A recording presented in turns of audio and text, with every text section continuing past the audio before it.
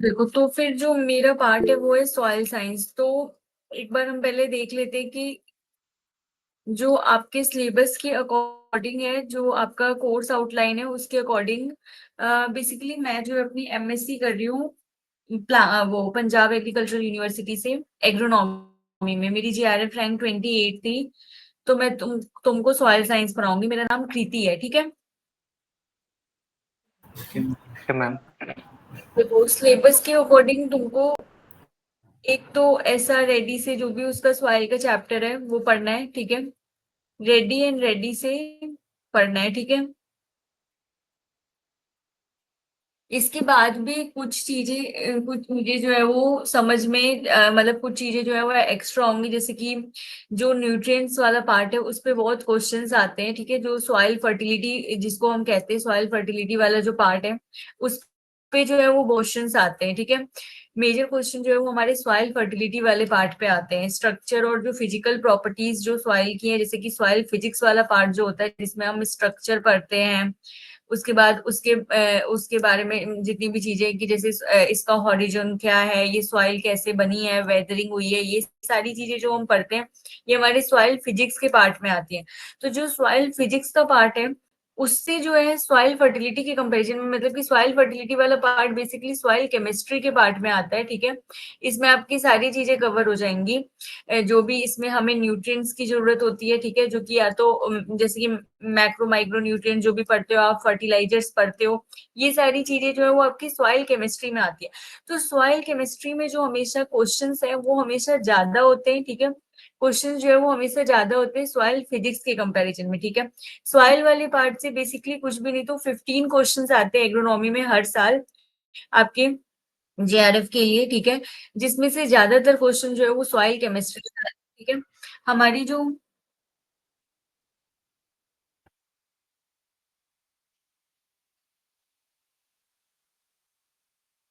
हमारी ये जो सॉइल साइंस है ये 3 भाग में बेसिकली डिवाइडेड है, ठीक है। एक बार मैं बस ओवरव्यू देना चाहूंगी कोर्स को, उसके बाद हम शुरू करेंगे, ठीक है। देखो, इसमें 3 पार्ट होगा। एक होगा सॉइल फिजिक्स का, ठीक है, सॉइल फिजिक्स का। एक पार्ट इसमें केमिस्ट्री का होगा, ठीक है। एक पार्ट इसमें आपके बायोलॉजी का होगा, ठीक है, सॉइल बायोलॉजी। सॉइल बायोलॉजी जो है वो इतनी डिटेल में आपको पढ़ाई भी नहीं जाती और इतने डिटेल में ये आती भी नहीं है। कुछ आप बस इतना पढ़ते हो कि इसमें कौन कौन से अलगी, कितने बैक्टीरिया या फिर क्या चीजें रहती हैं, या फिर आप ज्यादा से ज्यादा इस टाइम पढ़ते हो राइजोबियम के बारे में जिसमें आप नाइट्रोजन फिक्सेशन पढ़ते हो, ठीक है। बस यही चीजें पढ़ते हो और कभी कभी फोस्फोरस सोलबिलाइजिंग बैक्टीरिया, ये सारी चीजें पढ़ते हो।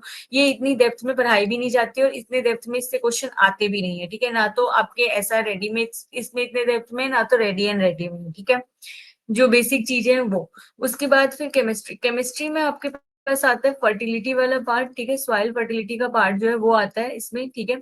इसमें आपके पास न्यूट्रिएंट्स के बारे में आप पढ़ते हो, ठीक है। जितने भी फर्टिलाइजर्स है आप उनके बारे में इसमें पढ़ते हो, ठीक है।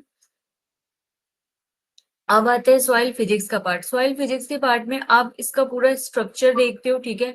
सॉइल का माइक्रो क्लाइमेट कैसा रहता है आप वो सारी चीजें देखते हो, ठीक है। इसके अलावा जितनी भी चीजें इसकी मतलब जैसे स्ट्रक्चर बनी है तो सॉइल का फॉर्मेशन हुआ होगा तो वो वेदरिंग प्रोसेस है, तो ये सारी चीजें जो है वो आपकी सॉइल फिजिक्स के अंडर आ जाती है, ठीक है। मैं इस आपको क्लियर कर रही हूँ ताकि आपको पहले से पता रहे, जब आप पढ़ रहे हो तो आपको इस बात। इसके बाद देखो, सबसे ज्यादा क्वेश्चन जो आता है वो हमारा केमिस्ट्री, सॉइल केमिस्ट्री वाले पार्ट से आता है। इसमें कुछ भी नहीं तो 15 to 18 क्वेश्चन आने के चांसेस होते हैं सॉइल साइंस से, ठीक है। इसमें सबसे ज्यादा क्वेश्चन जो है वो इस पार्ट से आता है। फर्स्ट इस पार्ट से आता है, इसके बाद सेकंड जो है वो सॉइल फिजिक्स से क्वेश्चंस आते हैं, और उसके बाद फाइनली थर्ड पार्ट हमारा होता है बायोलॉजी से, सॉइल बायोलॉजी से क्वेश्चन आते हैं जो कि मिक्स होकर ही आ जाते हैं क्रॉप के साथ, ठीक है। कि कब राइजोबियम बैक्टीरिया किस क्रॉप की नाइट्रोजन फिक्सेशन कर रहा है या फिर कितने बैक्टीरियाज हैं, ये सारी चीजें जो है वो मिक्स होकर इसमें मुश्किल से 1-2 क्वेश्चन आपको देखने को मिलता है, ठीक है। अब देखो, हम जिस पार्ट से अभी शुरू करेंगे सॉइल फिजिक्स की पार्ट से शुरू करेंगे। पहले हम सॉइल कैसे बनती है, सॉइल साइंस बेसिकली क्या है, ये सारी चीजें हम देखेंगे, ठीक है।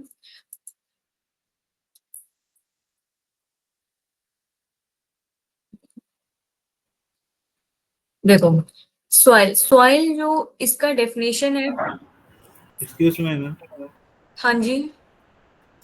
बोल रहे हैं मैम क्या एसआरएफ के लिए यही चीज और कुछ एक्स्ट्रा पढ़ना है क्या एसआरएफ के लिए? देखो जीआरएफ के लिए पहले तो तुम अपना कोर्स आउटलाइन अच्छे से बिल्कुल रीड करना, ठीक है।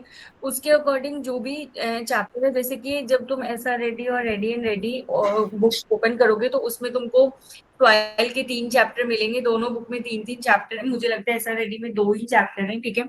और ट्राई करना कि रेडी एंड रेडी जो न्यू वन है उसको भी पढ़ना, क्योंकि जो नई नई वाली रेडी एंड रेडी आई है उसमें काफी चीजें चेंज हुई है और काफी चीजें ऐड ऑन हुई है। खासतौर पे जो फर्टिलिटी चैप्टर है उसमें बहुत सारी चीजें ऐड हुई है, ठीक है। तो ये ट्राई करना, ओके। और उसके बाद जो सॉइल फर्टिलिटी वाला पार्ट होता है उसमें बच्चों को साथ दिक्कत ये आती है कि रेडी एंड रेडी से और ऐसा रेडी से वो क्लियर नहीं हो पाती है। उसके लिए आप ट्राई ISSS या फिर सॉइल रिटाइज रेफर कर सकते हो। वो बुक बहुत अच्छी होती है और सबसे ज्यादा क्वेश्चन भी जो है, जैसे कि बताया कि सॉइल केमिस्ट्री के पार्ट से ही आते हैं, न्यूट्रिएंट फर्टिलाइजर इन पार्ट से ही सबसे ज्यादा क्वेश्चन आते हैं, ठीक है। सॉइल फिजिक्स, उसके बाद सॉइल फिजिक्स जो भी स्ट्रक्चर और ये सारी चीजें, उस ये वाली पार्ट आपका क्लियर हो भी जाएगा रेडी एंड रेडी से, ऐसा रेडी से। लेकिन जो सॉइल केमिस्ट्री वाला पार्ट होता है उसमें दिक्कत आती है, क्योंकि वो पार्ट्स इतने डिटेल में दिए नहीं है इन बुक्स में, ठीक है। आया समझ में? Yes ma'am. ठीक है। देखो, तो जो सॉइल की डेफिनेशन है वो वी डोकुचेव ने दी है, ठीक है। वी डोकुचेव, इनको फादर ऑफ सॉइल साइंस भी कहा जाता है, इनको फादर ऑफ सॉइल साइंस भी कहते हैं, ठीक है। अब इसका इन्होंने सॉइल की डेफिनेशन में क्या बोला, इन्होंने बोला कि सॉइल एक नेचुरल बॉडी है, एक नेचुरल सब्सटेंस है। सॉइल एक नेचुरल सब्सटेंस या फिर एक नेचुरल बॉडी है जो कि मिनरल और ऑर्गेनिक मैटर से मिलकर बनी है, जो कि मिनरल से और ऑर्गेनिक मैटर से मिलकर बनी है, ठीक है। मिनरल और ऑर्गेनिक मैटर से मिलकर बनी है। तो हम देखेंगे कि मिनरल क्या होता है, ठीक है। उससे पहले हम ये देखेंगे कि वीवी डोकुचेव जो है वो वर्ल्ड में, मतलब इनको पूरे वर्ल्ड में कंसिडर किया जाता है कि ये फादर ऑफ सॉइल साइंस है। लेकिन इंडिया में फादर ऑफ सॉइल साइंस जो है वो एक साइंटिस्ट है जिनका नाम लेदर है। इन्हें father of Indian soil science कहा जाता है, इन्हें father of Indian soil science कहा जाता है, ठीक है। इनको father of Indian soil science के नाम से जाना जाता है, ठीक है। अब देखो, वीवी डोकुचेव ने क्या कहा कि सॉइल जो है वो एक नेचुरल सब्सटेंस है जो कि मिनरल प्लस ऑर्गेनिक मैटर से मिलाकर बना है, ठीक है। तो हम इस मिनरल को देखेंगे कि मिनरल क्या है। और वीवी डोकुचेव कौन थे, फादर ऑफ सॉइल साइंस, और लेदर कौन है, father of Indian soil science, ठीक है।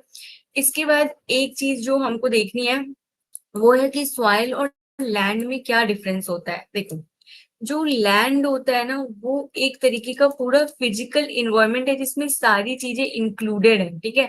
देखो, उन्होंने वीवी डोकुचेव ने सॉइल को क्या बोला था, नेचुरल सब्सटेंस है, लेकिन इसके बारे में क्या बोल रहे हैं कि एक फिजिकल इन्वायरमेंट है जिसमें सारी चीजें इंक्लूडेड है, जैसे कि टोपोग्राफी आपकी इंक्लूडेड है इसमें, इसमें रिलीफ, ये सारे वर्ड्स का मतलब हम अभी आगे जैसे जैसे ये बढ़ेगा ये सारे वर्ड्स का मतलब हम समझेंगे अभी, ठीक है। थोड़ी देर पेशेंस रखना, जैसे जैसे ये फैक्टर्स आएंगे हम इन सारे वर्ड्स का मतलब समझेंगे, इसमें सॉइल भी इंक्लूडेड होंगी।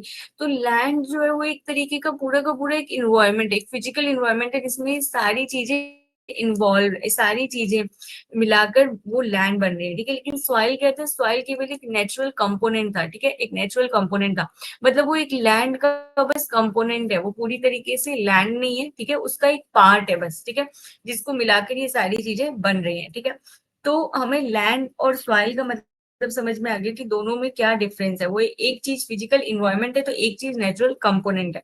अब हम सॉइल पे ही आगे बढ़ेंगे वीवी डोकुचेव के डेफिनेशन के अकॉर्डिंग, ठीक है।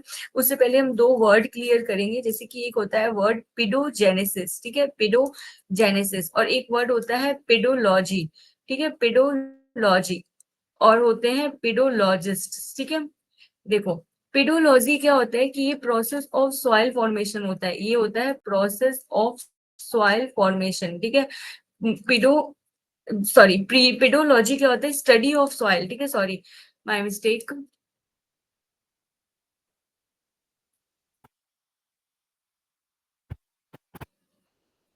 देखो, पेडोलॉजी क्या होती है, स्टडी ऑफ, पेडोलॉजी क्या होती है, स्टडी ऑफ सॉइल साइंस को कहते हैं, स्टडी ऑफ सॉइल साइंस को जो है वो पेडोलॉजी कहते हैं। पेडोजेनेसिस क्या होती है, ये फॉर्मेशन ऑफ सॉइल होती है। पेडोजेनेसिस क्या होती है, फॉर्मेशन ऑफ सॉइल, ठीक है, सॉइल कैसे बन रहा है, किन मिनरल से बन रहा है, किस रॉक की वेदरिंग से बन रहा है, ये सारी चीजें जो है वो पीडोजेनेसिस के अंदर पढ़ते हैं। अब पीडोलॉजिस्ट क्या होते हैं, जो इन सारी चीजों के बारे में स्टडी करते हैं, ठीक है, जो इन सारी चीजों के बारे में स्टडी करते हैं, जो सॉइल के साइंटिस्ट होते हैं वो, ठीक है। तो 3 टर्म थी हमारे पास, पीडोजेनेसिस जिसमें हमने ये देखा कि ये फॉर्मेशन ऑफ सॉइल के बारे में बताता है।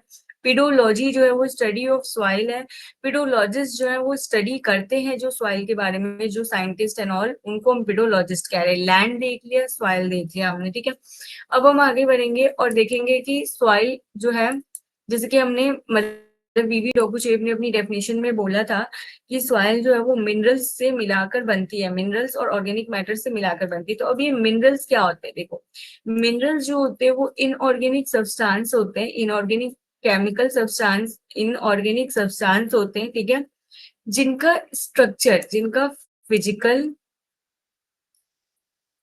और chemical, physical and chemical structure जो होता है, इनके पास फिजिकल और केमिकल स्ट्रक्चर जो होता है वो इनका कैरेक्टरिस्टिक होता है। अब इसका मतलब क्या है, जब आप इसका डेफिनेशन देखोगे तो लिखा होगा कि मिनरल्स वो होते हैं जो इनऑर्गेनिक सब्सटेंस होते हैं जिनका फिजिकल और केमिकल स्ट्रक्चर जो है वो कैरेक्टरिस्टिक होता है। देखो, अब इसका मतलब क्या है कि केमिकल स्ट्रक्चर जो होता है वो हर एक मिनरल का अलग होगा, ठीक है।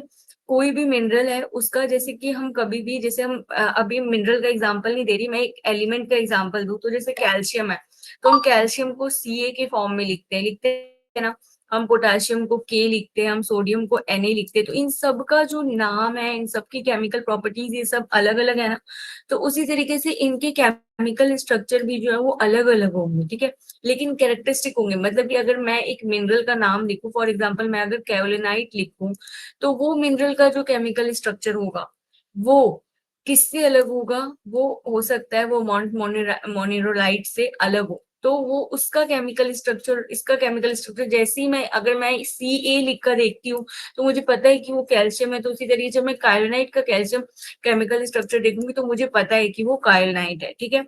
फिजिकल स्ट्रक्चर, इन सबके फिजिकल स्ट्रक्चर, फिजिकली क्या होते हैं, ये वेल ऑर्डर्ड होते हैं, इन सबका अपना एक फिजिकल स्ट्रक्चर होता है, ठीक है। कौन से एटम्स किस मिनरल में कैसे अरेंज होते हैं, ये सारी चीजें हम आगे पढ़ेंगे, ठीक है, कि 1:1 में है, 2:1 में है, तो ये किस वे में ऑर्डरली अरेंज है, तो ये चीज जो है वो इनके फिजिकल स्ट्रक्चर को बताएगी, ठीक है।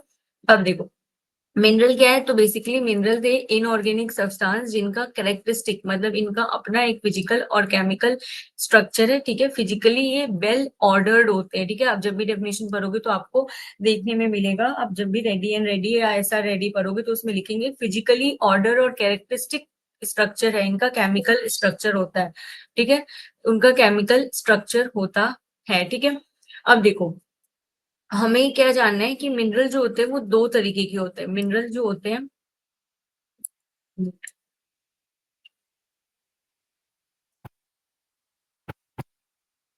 मिनरल जो होते हैं वो 2 तरीके के होते हैं, एक प्राइमरी मिनरल होता है और एक सेकेंडरी मिनरल होता है।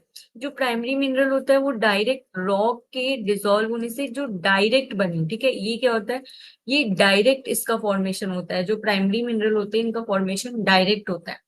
इस प्राइमरी मिनरल से जब सेकेंडरी मिनरल बने, यानी कि कुछ वाटर के साथ रिएक्ट करके बन रहे हैं, ठीक है, ये सारी रिएक्शंस जो है वो आगे देखेंगे तो आपको धीरे धीरे पता चलेगा कि अच्छा सेकेंडरी मिनरल ऐसे बने हैं। तो जब वाटर के साथ रिएक्ट होके बन रहे हैं तब क्या है कि ये सेकेंडरी मिनरल हो गए, जो प्राइमरी मिनरल से बने वो हो गए सेकेंडरी मिनरल, और प्राइमरी मिनरल वो हो गए जो कि रॉक के साथ डायरेक्ट बने हैं, ठीक है। ओके, रॉक के साथ डायरेक्ट बने। प्राइमरी मिनरल में आप एग्जाम्पल देखोगे तो इसमें मीका हो गया, क्वार्ट्स हो गया, ठीक है, मीका हो गई, क्वार्ट्स हो गई, ठीक है। अब सेकेंडरी मिनरल का एग्जांपल देखोगे तो कायोलिनाइट, कायोलिनाइट हो गई, ठीक है, हाँ। इसके बाद हो गई मॉन्ट मोनिनोलाइट, ठीक है, मॉन्ट मोनिनोलाइट, मेरी स्पेलिंग गलत हो गई है थोड़ी सी, मॉन्ट मोनिनोलाइट, ठीक है। अब देखो, ये जैसे कायोलिनाइट है मिनरल, तो ये जो है, बस हम ऐसे एक पॉइंट जानने के लिए कि जैसे वीवी डोकुचेव ने ये को क्या कि सॉइल मिनरल से बनता है, तो उस पॉइंट को जानने के लिए मैं बस यहाँ पे लिख रही हूँ। आगे इसके बारे में डिटेल में पढ़ेंगे कि कैलोनाइट जो है वो रेड सॉइल बनाता है, ठीक है। ये रेड सॉइल क्या होता है, कहाँ पाया जाता है, ये सब हम आगे पढ़ेंगे जब हम सॉइल्स ऑफ इंडिया पढ़ेंगे, ठीक है। अभी के लिए बस मैं एक एग्जाम्पल दे रही हूँ। जैसे फिर इसमें लेटराइट सॉइल बनती है, ठीक है, लेटराइट सॉइल बनती है। तो ये सारी सॉइल जो होती है वो कैलोनाइट मिनरल की वजह से बनी, ठीक है। तो डोकुचेव ने जैसे अपनी डेफिनेशन में कहा था कि सॉइल क्या है, मिनरल प्लस ऑर्गेनिक मैटर है। सॉइल क्या है, मिनरल प्लस ऑर्गेनिक मैटर। तो इस पॉइंट बात को रखने के लिए कि ठीक है, कैलोनाइट से रेड सॉइल और लेटराइटिक सॉइल बनी, ठीक है। मॉन्ट मोनोराइट जो होता है उसकी मदद से जो है ब्लैक सॉइल बनती है, ठीक है। ब्लैक सॉइल ये आपको पता होगा, डेक्कन प्लेट्यू में जो सॉइल पाई जाती है ब्लैक सॉइल, तो कॉमन एग्जांपल हम हमेशा देते हैं कि इसमें कॉटन उगाया जाता है। तो ये सारी चीजें, ठीक है। तो जैसे ये सॉइल के बारे में बताते हैं कि इस मिनरल से ये सॉइल बनी है, ये हम आगे पढ़ेंगे जब हम सॉइल्स ऑफ इंडिया पढ़ेंगे, लेकिन अभी बस एक एग्जाम्पल देना था, ठीक है। यहाँ पे जो बात आपको याद रखनी थी वो ये रखना था कि प्राइमरी मिनरल से ही सेकेंडरी मिनरल बनते हैं, ठीक है। जैसे वाटर के साथ रिएक्ट करके या किसी भी तरीके से वो बनते हैं, ठीक है।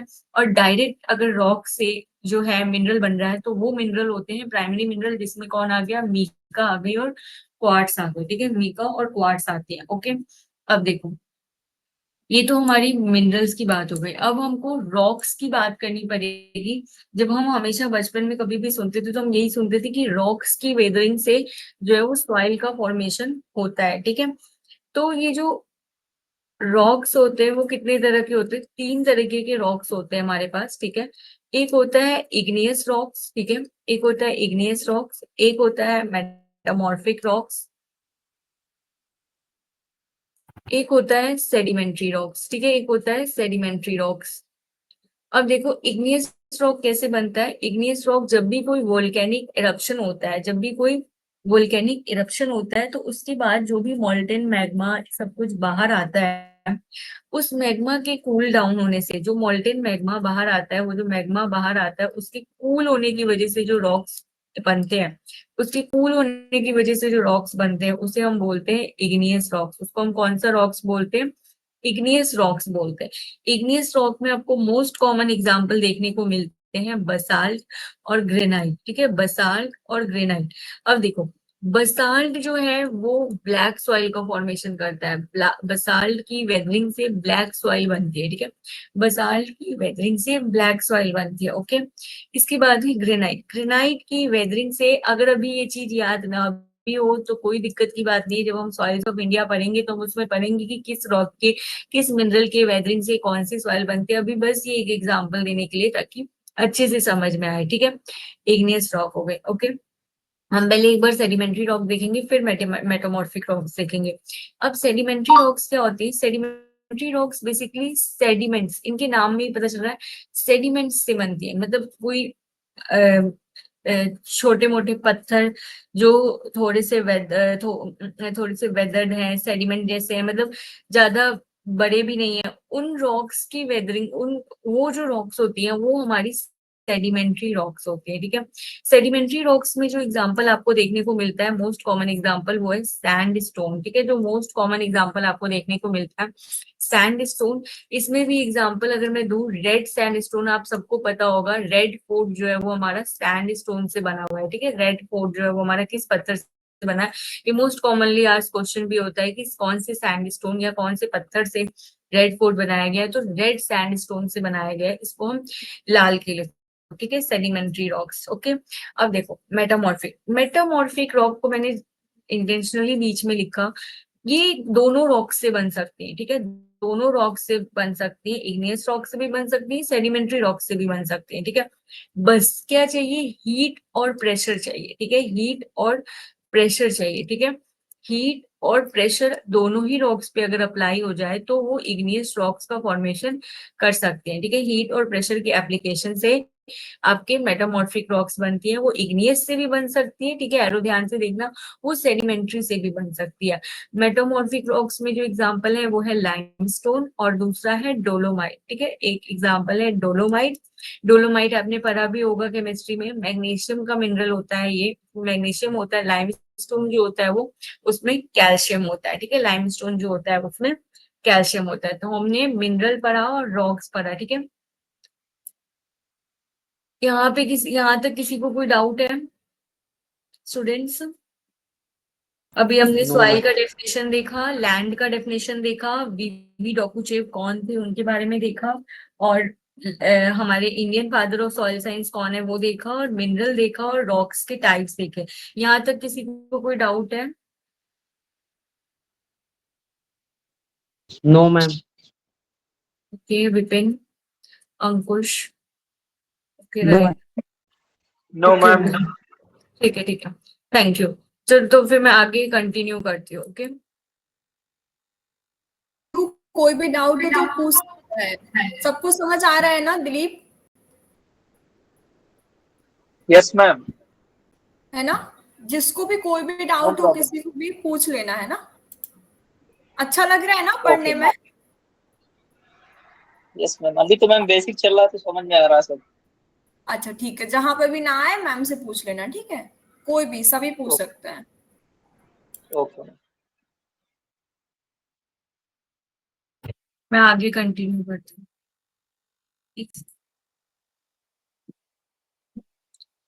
तो फिर अब जो हमारा पार्ट है वो है वेदरिंग, ठीक है। जो हमें अब पढ़ना है, जिस जिस चीज के लिए हमने ये सारा शुरू से देखा कि रॉक क्या होते हैं, मिनरल क्या होते हैं, तो अब हमको जो देखना है वो वेदरिंग। अभी अभी हमने एक चीज देखी थी, क्या देखा था? वर्ड पेडोजेनेसिस, यानी कि सॉइल का फॉर्मेशन। तो सॉइल के फॉर्मेशन में सबसे बड़ा प्रोसेस जिसका रोल होता है वो होता है वेदरिंग, ठीक है। देखो अब वेदरिंग भी, जैसे मैंने सॉइल के बारे में बताया था ना कि फिजिकल, केमिकल और बायोलॉजिकल स्ट्रक्चर होता है, बायोलॉजिकल स्ट्रक्चर होता है। तो उसी तरीके से वेदरिंग में भी फिजिकल फिजिकल केमिकल और बायोलॉजिकल प्रोसेस होता है, ठीक है। और बायोलॉजिकल प्रोसेस होते हैं, ठीक है। फिजिकल, केमिकल और बायोलॉजिकल प्रोसेस होते हैं जिनकी मदद से वेदरिंग होती है। और वेदरिंग की मदद से क्या होता है? पिडोजेनेसिस होती है। पिडोजेनेसिस क्या बताया था? सॉइल की फॉर्मेशन को हम पिडोजेनेसिस कहते हैं, ठीक है। पिडोजेनेसिस कहते हैं। ओके देखो, अब फिजिकल फिजिकल जो वेदरिंग है वो किन चार चीजों की वजह से हो सकती है? कौन सी चार चीजें जो कि फिजिकल वेदरिंग कराते हैं? तो पहला जो है वो है टेम्परेचर, पहला जो है वो है टेम्परेचर, ठीक है। दूसरा फैक्टर जिसकी वजह से वेदरिंग होती है, फिजिकल वेदरिंग, वो है वाटर। तीसरा फैक्टर जिसकी वजह से होता है ये है आइस। और चौथा फैक्टर जिसकी वजह से होता है ये है विंड, ठीक है। पहला फैक्टर आपका टेम्परेचर है, ठीक है। पहला फैक्टर आपके पास टेम्परेचर है, दूसरा फैक्टर आपके पास वाटर है, तीसरा फैक्टर आपके पास आइस है, और फिर है विंड, ठीक है। चार फैक्टर्स होते हैं जिनकी मदद से आपको फिजिकल वेदरिंग देखनी है, ठीक है। अब देखो, केमिकल वेदरिंग में फैक्टर्स नहीं होते हैं, इसमें डिफरेंट सेट ऑफ रिएक्शंस चलते हैं, ठीक है। हम ये सारी चीजें एक एक वन बाय वन देखेंगे, बस एक ओवरव्यू दे रही हूँ मैं आपको, ठीक है। फिजिकल में हमने क्या देखा? चार फैक्टर्स है हमारे पास, ठीक है। ये चारों फैक्टर्स कहीं ना कहीं एबायोटिक फैक्टर्स है, ठीक है। ये एबायोटिक फैक्टर्स है, ओके।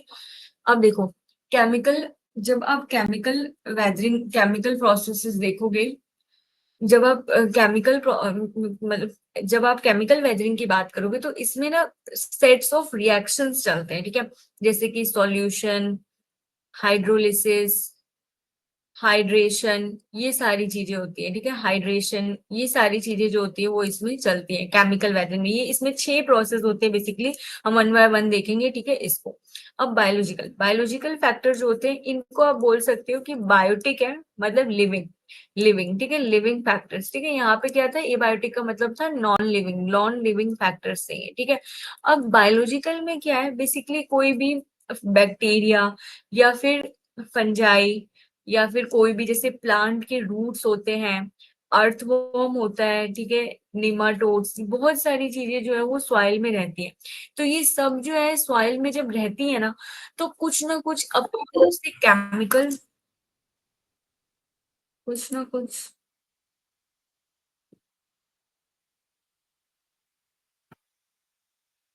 ओके, तो ये सब जब मैं अभी बता रही थी कि जैसे कि ये बायोलॉजिकल अगर आप देखोगे तो बैक्टीरिया है, फंजाई है, रूट है, अर्थवर्म है, निमाटोड है, तो ये सब जब सॉइल में रहते हैं तो ये किसी ना किसी तरीके का केमिकल सिक्रीट करते हैं, ठीक है, ये किसी ना किसी तरीके का केमिकल सिक्रीट करते हैं जो कि सॉइल की वेदरिंग में अपने आप हेल्प करता है, ठीक है। जैसे अगर आप अर्थवर्म का एग्जाम्पल लोगे तो बायोलॉजिकल फैक्टर जो है वो बहुत छोटा सा है, तो मैं यहीं पे एक्सप्लेन करना चाहती हूँ। तो अर्थवर्म का जैसे आप एग्जांपल लोगे तो उसमें आपने सुना होगा कि फार्मर्स फ्रेंड होता है, तो अब इसको फार्मर्स फ्रेंड क्यों कहते हैं, क्योंकि अर्थवर्म जब उसमें रहता है तो उससे यूरिक एसिड रिलीज होता है। अब यूरिक एसिड सॉइल की फर्टिलिटी के लिए तो अच्छा है, बट ये एसिड जो है वो रॉक की वेदरिंग भी करते हैं, जो कि सॉइल फॉर्मेशन में भी हेल्प करता है। ये क्या करते हैं, जब ये बोरोज एंड ऑल बनाते हैं, जब ये बोरोज का फॉर्मेशन करते हैं तो इसकी वजह से सॉइल जो है वो बहुत मूव करती है, ठीक है, सॉइल जो है वो बहुत ज्यादा मूव करती है, जिसकी वजह से भी सॉइल की जो है वो वेदरिंग होती है और सॉइल का स्ट्रक्चर जो है वो इम्प्रूव होता है, ठीक है। जब ये चीज अर्थवर्म की वजह से होती है ना, तो हम एक टर्म बहुत मोस्ट कॉमनली यूज टर्म है हमारे पास, ये हमने सुना भी होता है, इसको हम कहते हैं पेडोटर्वेशन, ठीक है। क्या कहते हैं इसको हम? पेडोटर्वेशन। ये बेसिकली जब अर्थवर्म सॉइल में रहता है और उसमें वो बोरोज का फॉर्मेशन करता है, वो बेसिकली होता क्या है, जब कोई भी ऑर्गेनिज्म रहेगा, अगर मैं किसी जगह पे रह रही हूँ तो मैं कुछ ना कुछ मूवमेंट शो करूंगी ना, तो ये अर्थवर्म भी सॉइल के अंदर मूवमेंट शो करता है, बोरोज बनाता है, जिसकी वजह से सॉइल में यूरिक एसिड तो ये रिलीज कर ही रहा है, ठीक है, यूरिक एसिड तो ये रिलीज कर ही रहा है, बट सॉइल में इसकी मूवमेंट की वजह से भी जो है उसका स्ट्रक्चर इंप्रूव होता है, ठीक है। तो इसी के लिए एक term scientist most commonly use करते हैं, उस वर्ड को हम बोलते हैं पेडोटर्वेशन, ठीक है। जब अर्थवर्म की वजह से मूवमेंट होती है सॉइल की, बोरोज एंड ऑल बनते हैं, तो इसी चीज को हम बोलते हैं पेडोटर्वेशन। तो हमारा बायोलॉजिकल फैक्टर बेसिकली क्या था कि जो ऑर्गेनिजम्स रहते हैं वो किसी तरीके की एसिड सिक्रीट्स करते हैं, ऑर्गेनिक एसिड सिक्रीट करते हैं, ठीक है।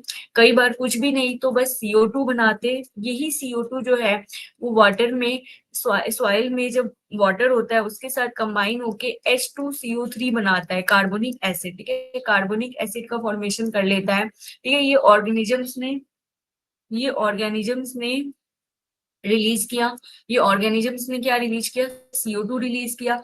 ये CO2 H2O के साथ कंबाइन होकर कार्बनिक एसिड बनाता है। देखो, कार्बनिक एसिड ऐसे कहने के लिए तो एक वीक एसिड होता है, ठीक है, नो डाउट, बट कोई एसिड, कोई भी केमिकल कितना भी वीक हो, उसका कुछ ना कुछ इफेक्ट तो आता ही है किसी के स्ट्रक्चर पे, अगर वो चीज उस स्ट्रक्चर पे, उस सॉइल के सरफेस पे, रॉक के सरफेस पे, किसी भी सरफेस पे अगर वो गिरे तो उसका कोई ना कोई इफेक्ट तो आता ही है। हाँ, स्लो इफेक्ट आता है लेकिन आता है, ठीक है। तो इस कार्बोनिक एसिड की का भी बहुत बड़ा रोल होता है सॉइल की वेदरिंग में, ठीक है, इस कार्बोनिक एसिड का भी बहुत बड़ा रोल होता है सॉइल की वेदरिंग में। तो हमारा जो बायोलॉजिकल फैक्टर था, जो कि हम वेदरिंग की बात कर रहे थे, ठीक है, वो जो है यहाँ पे पूरा होता है, ठीक है। ऑर्गेनिजम्स के बारे में देख लिया हमने, डिफरेंट, हमने ये टर्म देख लिया पेडोटर्वेशन क्या होता है, और बेसिकली वो ऑर्गेनिजम्स जो है वो वेदरिंग में कैसे रोल प्ले करते हैं। तो उनका CO2 रिलीज होता है, जिस जो वाटर में, सॉइल में जो वाटर प्रेजेंट है उसके साथ H2CO3 कंबाइन होगा, ठीक है, वीक एसिड, ठीक है, ये एक वीक एसिड है लेकिन ये फिर भी वेदरिंग में हेल्प करेगा। H2CO3 का नाम क्या है? कार्बोनिक एसिड, ठीक है, ये R है, कार्बोनिक एसिड, ठीक है, ओके। अब देखो एक चीज और जो बतानी है, मैंने एक लिखा था रूट्स, मैंने लिखा था रूट्स, हमने जो अभी एक पॉइंट पढ़ा था वो क्या था? रूट्स।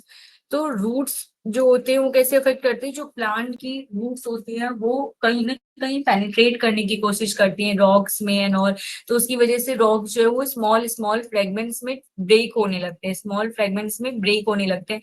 तो इसका मतलब है कि रूट्स भी जो है वो हमारे हेल्प करती है सॉइल के, मतलब रॉक के वेदरिंग में, सॉइल के फॉर्मेशन में, ठीक है। अब हमारा जो अगला फैक्टर है वो है हमारा फिजिकल फैक्टर, इसके बारे में हमको पढ़ना है, ठीक है। अब जो हमारा फैक्टर है वो हमारा फिजिकल फैक्टर है, ठीक है, फिजिकल फैक्टर। अब देखो फिजिकल फैक्टर में हमारा सबसे पहला फैक्टर था टेम्परेचर, ठीक है, टेम्परेचर। अब देखो टेम्परेचर जो है वो पूरे day time night time constant तो रहता नहीं है, टेम्परेचर में कुछ ना कुछ चेंजेस तो आते रहते हैं, ठीक है। एक होता है आपका मैक्सिमम टेम्परेचर होता है, और कई बार नाइट के टाइम पे आपका मिनिमम टेम्परेचर होता है, ठीक है। मिनिमम टेम्परेचर होता है, और कभी नोटिस करना है इनके बीच का डिफरेंस कई बार 10 डिग्री सेल्सियस तक भी होता है। इनफैक्ट कई जगहों पे ये डिफरेंस 15 डिग्री सेल्सियस तक भी होता है, मैक्सिमम और मिनिमम टेम्परेचर के बीच का डिफरेंस। अब यहीं पे सारा रोल प्ले हो जाता है। जैसे ही टेम्परेचर बढ़ता है, जैसे ही टेम्परेचर बढ़ता है, कोई भी पत्थर है, रॉक है, जैसे ही टेम्परेचर बहुत ज्यादा होता है तो रॉक में जो है वो क्या होने लगती है, एक्सपेंशन होने लगती है, ठीक है। रॉक में क्या होती है, आपने कभी भी देखा होगा किसी भी चीज को हम गर्म पानी या किसी भी चीज में रखते हैं तो क्या होता है, किसी भी चीज को हम गर्म उसमें रखते हैं तो वो कोई भी चीज एक्सपेंड करती है, फैलती है। जैसे हम कभी भी ये चीज नोटिस करते हैं ना कि हम वाटर में, हम पानी में चीनी को डिसॉल्व करने की कोशिश करते हैं तो बोलते हैं कि गर्म पानी में जल्दी डिसॉल्व हो जाता है। क्यों? क्योंकि वो जो वाटर के मॉलिक्यूल्स हैं वो एक्सपेंड होने लगते हैं ना, वो एक्सपेंड हो जाते हैं गर्म पानी में, है ना। ठंडे पानी के कंपैरिजन में हम कभी भी चीनी को गर्म पानी में जल्दी डिसॉल्व कर पाते हैं। तो वही कंसेप्ट यहाँ पे भी लगता है, जैसे ही टेम्परेचर अपना डे टाइम पे आप मान लो मैक्सिमम होता है, तब जो है एक्सपेंशन होती है रॉक के सरफेस में जो चेंज आया है वो एक्सपेंशन होता है। अब वही जैसे ही टेम्परेचर नीचे गिरा तो नाइट के टाइम पे रॉक में कॉन्ट्रेक्शन होने लगी, ठीक है। तो इसकी वजह से ये जो रैपिड चेंज होने लगता है ना, रैपिड चेंज होता है रॉक के लिए टेम्परेचर का, रॉक के लिए टेम्परेचर का कि कभी एक्सपेंड करना है, कभी कॉन्ट्रैक्ट करना है। तो इसकी वजह से रॉक के स्ट्रक्चर में जो है वो चेंजेस आते हैं। रॉक के स्ट्रक्चर में क्या होता है, चेंजेस आते हैं, ठीक है। अब देखो बेसिकली इन चेंजेस की वजह से एक बार कभी एक्सपेंशन हुआ, कभी कॉन्ट्रैक्शन हुआ। इन चेंजेस की वजह से होता क्या है कि मान लो जैसे ये रॉक है, तो ये रॉक की जो ये जैसे अपर लेयर है ये एक तरीके से हटने लगती है, ये एक लेयर की तरह रिमूव होती है। जैसे हम प्याज देखते हैं ना, प्याज में एक लेयर होता है, हम उसको रिमूव कर देते हैं, एक लेयर होता है, एक लेयर होता है, एक लेयर होता है, ऐसे ऐसे करके लेयर्स होती हैं। तो हम उस अनियन को एक लेयर पील कर देते हैं, रिमूव कर देते हैं या फिर पील कर देते हैं ना। तो उसी तरीके से रॉक में भी ऐसा होता है कि उसकी जैसे एक लेयर जो है वो हट हट जाएगी, ठीक है।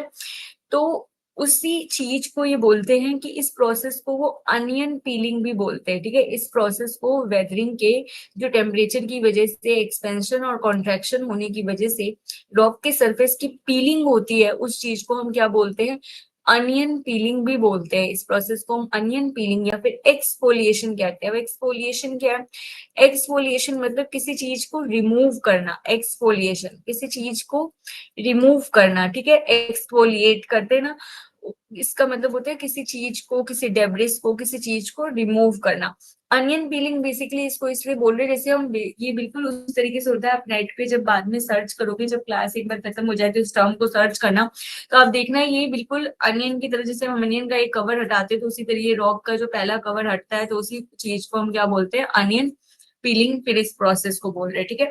तो देखो हमने क्या पढ़ा, हमारा पहला फिजिकल फैक्टर पढ़ा टेम्परेचर। टेम्परेचर जो वो कभी डे टाइम पे मैक्सिमम होता है, कभी मिनिमम होता है। कभी कभी दिन से रात तक के टेम्परेचर का वेरिएशन बहुत ज्यादा हो जाता है, खासकर पे गर्मी में ये वेरिएशन ज्यादा देखने को मिलता है, 10 से 15 डिग्री सेल्सियस तक का भी हो सकता है। तो इसकी वजह से जब टेम्परेचर ज्यादा होता है तो रॉक का स्ट्रक्चर जो है वो एक्सपेंड करने लगता है, जब मिनिमम होता है तो वो रॉक का स्ट्रक्चर जो है वो कॉन्ट्रैक्शन होने लगती है उसकी, ठीक है। और इसी चीज में रॉक का स्ट्रक्चर जो है वो कहीं ना कहीं कमजोर होता है, डिटेरिएट होता है, जिसकी वजह से अनियन पीलिंग या फिर एक्सफोलिएशन होती है, ठीक है। अनियन पीलिंग क्या है कि मतलब कि ये जो रॉक है इसका एक सरफेस जो है, अपर लेयर जो है वो रिमूव होने लगी, तो इसको हम अनियन पीलिंग कहते हैं, ठीक है। इसको हम अनियन पीलिंग कहते हैं। एक सेकेंड,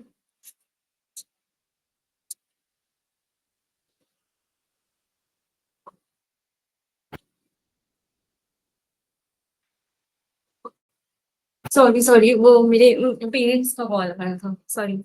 ठीक है, तो ये हमने पहला फैक्टर हमारा जो है टेम्परेचर क्लियर हो गया, ठीक है। एक बार मुझे आप लोग बता दो, आप लोगों को समझ में आ गया? Yes ma'am. Yes ma'am. Biological factor जो समझाया वो भी समझ में आ गया? Yes ma'am. Yes ma'am.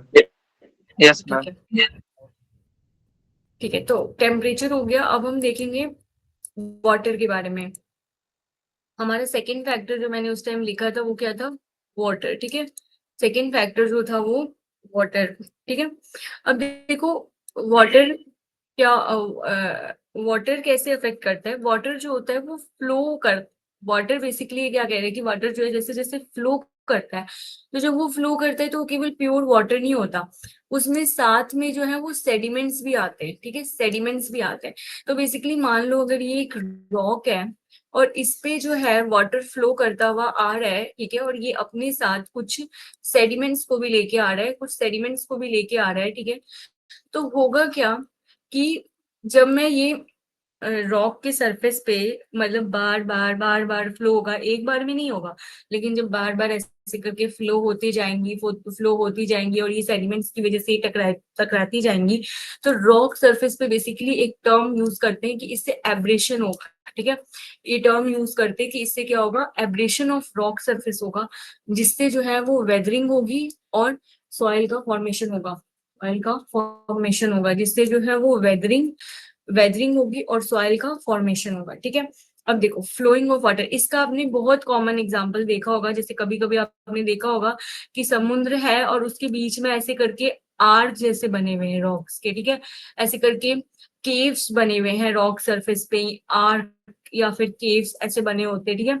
तो ये सब जो है ना वो एग्जाम्पल है वाटर फ्लोइंग की वजह से यहाँ से जो बेसिकली रॉक है वो हट गया, और वो एक दिन में नहीं हुआ है या 2 दिन में नहीं हुआ है, वो बहुत सालों में हुआ है ऐसा। लेकिन आज हम वो स्ट्रक्चर्स जब समुद्र में देखते हैं खड़े, या फिर पानी के पास, रिवर्स के पास जब हम देखते हैं, तो हमें ऐसा लगता है कि ये क्या बने हुए, लेकिन ये बेसिकली वाटर फ्लोइंग के ही एग्जाम्पल होते हैं, जिनके आगे हम फोटो क्लिक करवाते हैं। बहुत कॉमन एग्जाम्पल्स है, जैसे मालदीव्स में लोग जाते हैं तो आर्क्स के पास फोटो खिंचवाते हैं, तो वो बेसिकली वाटर फ्लोइंग का ही एग्जाम्पल है, ठीक है, वाटर फ्लोइंग का एग्जाम्पल है जिससे रॉक की वेदरिंग हुई है, ओके। तो इन वाटर के फ्लो होने से रॉक सरफेस पे एक एब्रेशन क्रिएट होता है, क्यों? क्योंकि ये जो रॉक सरफेस है वो अपने साथ क्या लेकर आया हुआ है, मतलब वाटर जो है वो अपने साथ क्या लेकर आया है, सेडिमेंट लेके आया है, ठीक है, सेडिमेंट्स लेकर आया है, ओके। तो वाटर वाला पार्ट हमारा हो गया। अब हम देखेंगे कि विंड की वजह से क्या होता है, ठीक है, विंड की वजह से क्या होता है, ठीक है, इसके बाद हम आइस देखेंगे। विंड क्या होता है, विंड वाली जो वेदरिंग है वो ज्यादातर डेजर्ट एरियाज में देखी जाती है, विंड वाली जो वेदरिंग है वो ज्यादातर डेजर्ट एरियाज में देखी जाती है। इसमें क्या है, आपने मोस्ट कॉमनली ये चीज देखी होगी कई बार कि जब विंड आती है, मान लो ये पहले था रॉक, मतलब ऐसे मान लो यहाँ पे ये रॉक था पहले, ठीक है, ये रॉक था पहले, ये पूरा इतना बड़ा सा रॉक था जो ऐसे खड़ा रहा होगा, ठीक है, ये रॉक था, ठीक है। अब यहाँ से विंड यहाँ से चलती गई, विंड का भी वही सेम चीज है कि ये जब विंड चल रही थी तो इसने अपने साथ सेडिमेंट्स लाए होंगे, ठीक है, इसने अपने साथ क्या लाए होंगे, सेडिमेंट्स लाए होंगे, ओके। यहाँ पे इसके साथ सेडिमेंट्स आए होंगे, फिर से इस रॉक सरफेस का क्या होगा, एब्रेशन हुआ होगा, ठीक है, बार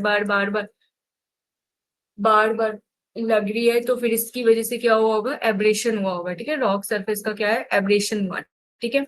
अब इधर से जैसे ये विंड जितनी हाइट से चल रही है, तो यहाँ तक मान लो विंड हमारी ऐसे चल रही थी सेडिमेंट्स के साथ, तो इस वाली पार्ट पे रॉक के ज्यादा इफेक्ट हुआ, तो इस रॉक का शेप जो है वो बाद में ऐसा हो गया, ठीक है। इसको बेसिकली बोलते हैं मशरूम रॉक्स, ठीक है, इनको क्या बोलते हैं, बेसिकली मशरूम रॉक्स बोलते हैं। और ये आपको डेजर्ट एरिया में देखने को मिलेंगे, मशरूम रॉक्स बोलते हैं इनको, और ये आपको देखने के लिए मिलेंगी डेजर्ट एरियाज में, ठीक है। जैसे हमारे यहाँ पे डेजर्ट क्या है, थार थार है राजस्थान में, तो आपको उन एरियाज में मशरूम रॉक्स जो है वो ज्यादा देखने को मिलेंगे, ठीक है। ये हो गया विंड की वजह से। अब होता है आइस,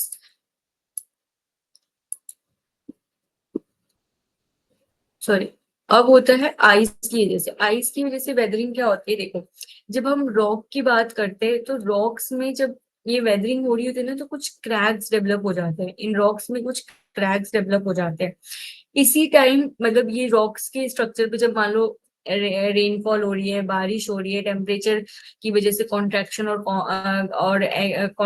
और एक्सपेंशन तो हो ही रहा था, तो इनकी वजह से इसमें क्रैक्स डेवलप हो गए। अब इन क्रैक्स के बीच में क्या होगा, ये वाटर आ जाएंगे।